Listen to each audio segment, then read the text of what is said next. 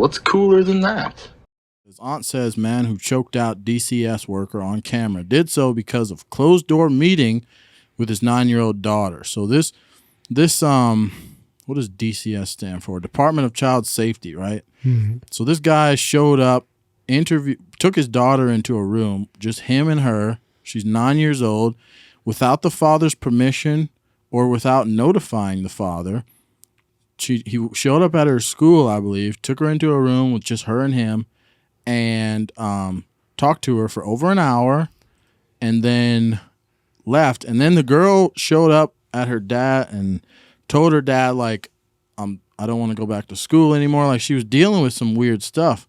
And the meeting that this child safety worker had was not recorded. He was just in a room by himself with this guy's daughter. So this guy at the school, though, or what? Yeah. But I mean, they can take kids away from parents without their permission if they feel like the child's endangered. Yeah, you know what I'm saying? That they don't have to have parents' permission to take them. I guess, but this guy didn't work at the school. He wasn't a school faculty member or anything. He just... Yeah, he worked for DCS. They said, right, but he just shows up and takes your kid. Yeah. Anyway, he did it to the wrong man. Straight up. And this is what happened. Here's the story. Play this. Is a shocking video. First uncovered by 12 News, the violent assault of a state employee live streamed for everyone to watch.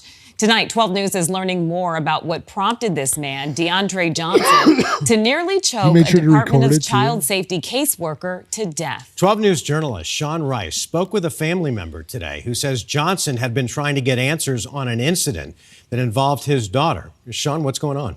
Yeah, Mark and Karima, that's right. DeAndre Johnson's aunt, Lisa Welch, told me today he had become enraged with the Arizona Department of Child Safety after a caseworker approached his daughter at school, brought her into a room, and questioned her about his parenting. Now, the aunt does not condone Johnson's actions, but she says he had been trying to get answers from DCS for days and ultimately never got them.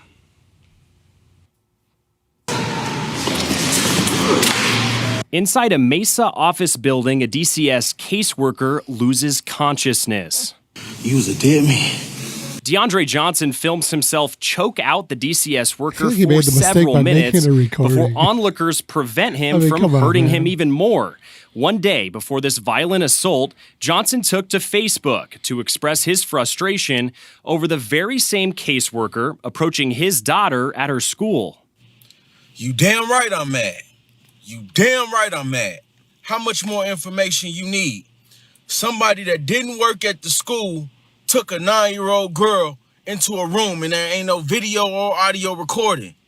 What more information you need? You don't know right from wrong? Outside of her Scottsdale apartment, his aunt, Lisa Welch, declined our request to go on camera, but she says Johnson didn't find out about the closed-door meeting with his daughter until she told Johnson about it. She says he became enraged, prompting him to set up the meeting with the DCS worker. Anybody else think it's okay to take little girls in the room? It's unclear why DCS was speaking with his daughter. 12 News reached out to them to ask if it happened and why. They told us they could not comment on the investigation into Johnson due to confidentiality laws. Johnson has been charged with attempted murder of the DCS worker and remains in jail on a $500,000 bond. 12 News has also learned this is not Johnson's first run-in with the law. Back in 2017, he was convicted of aggravated assault. Court documents obtained by 12 News say he punched a man he didn't know in the face, threw him to the ground, kicked him, and stomped on the back of his head until he lost consciousness. Tempe police say Johnson continued to stomp on the back of his head and was smiling while doing it. The victim testified at trial that he did not know Johnson and described it as a completely unprovoked attack on his life.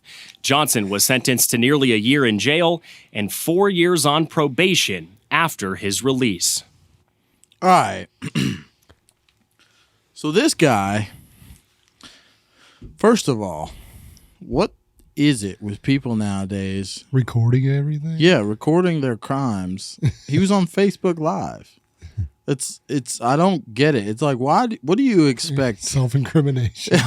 Do we need any more evidence? No, you brought it to us. You recorded it, filmed it, brought us all the evidence we need to send you away for murder. Apparently, he's going to prison for murder for this, right? Yeah. Now, on the other hand, okay, this social worker or whoever this was brought his 9-year-old daughter, into a room. Now, in the other story that I read, his daughter, like I said, she came home to him at some point and she was scared to go back to school, like all this stuff. So he had... But he's saying that she told him, right?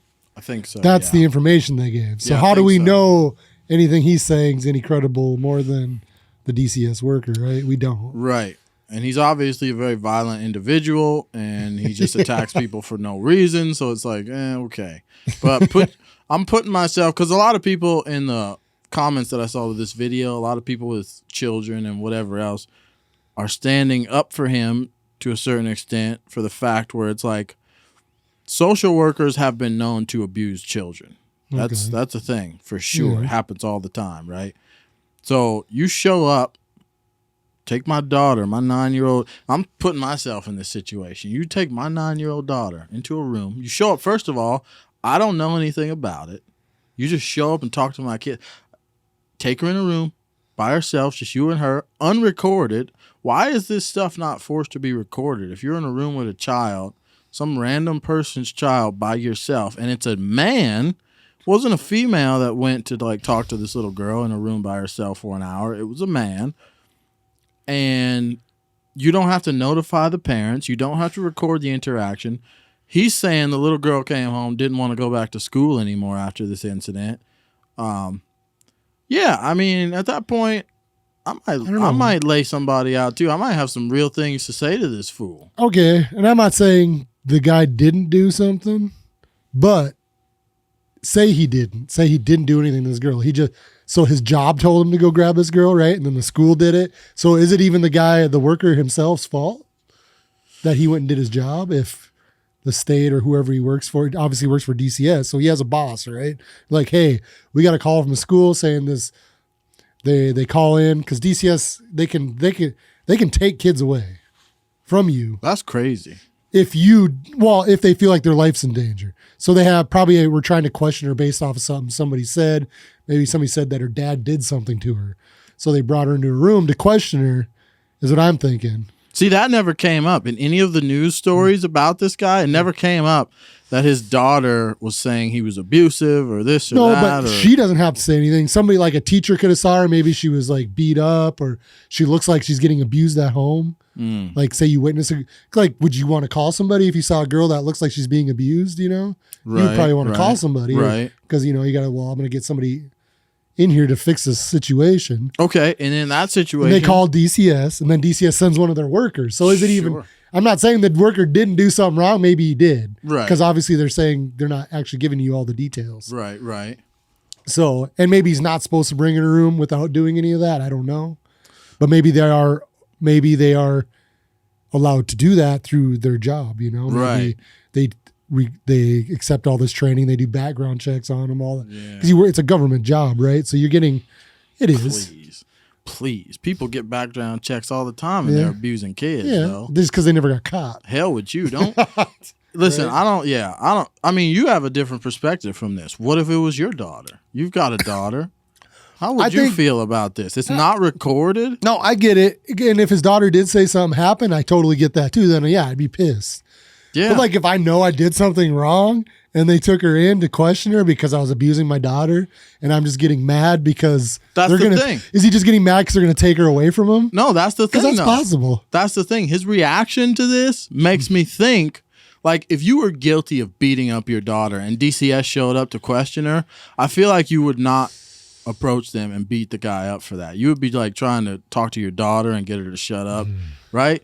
His reaction to this was, what the hell did you do to my daughter? It wasn't like, oh, what did she say to you? But maybe he's just trying to flip the script, right? Like make them look like they did something wrong, even though he did. I don't know. It's possible. I don't know. Obviously, this guy's judgment isn't the best because he filmed this crime on Facebook Live, and he's already done violent stuff in the past. So obviously, he's not all the way there. See, I'm looking at it two perspectives. I totally justify what he did if that guy did something to his daughter.